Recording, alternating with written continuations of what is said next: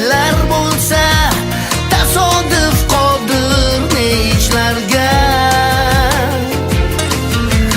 Mana bugun ham uzoq o'tmishdan bir hodisa ro'y berdi birdan. Ulkan temir qush falakdan davom etardi parvozda. Men ko'zlar bilan qarasam, sen axir sen o'sha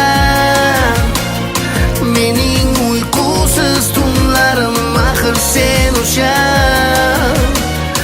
yozu kuz qish bahorim, axir sen o'sha avval qanotlantirib erkagim esan. Mayli endi bu muhim emas, axir sen o'sha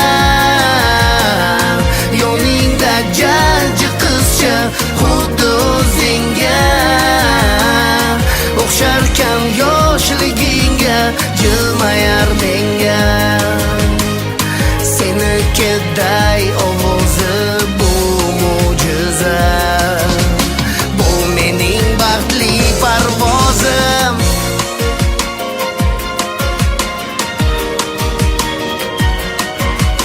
To'lib toshgan hayajoning qalbaki kulib yashirding, zo'rg'a ushlab qolding ko'z yoshing.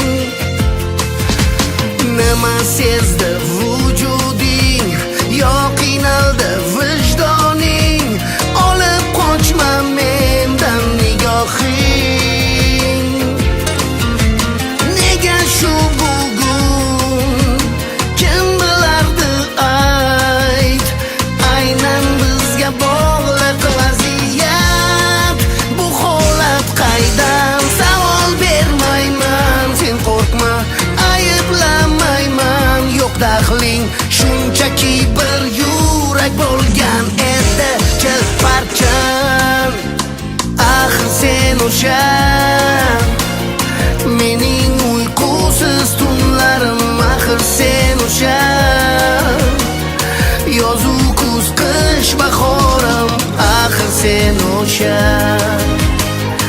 avval qanotlantirib erkagim esan. Mayli endi bu muhim emas, axir sen o'sha yoningda jajji qizcha, xuddi o'zingga o'xsharkan yoshligingga, jilmayar menga senikiday ovozi bu mo'jiza, bu mening baxtli parvozim.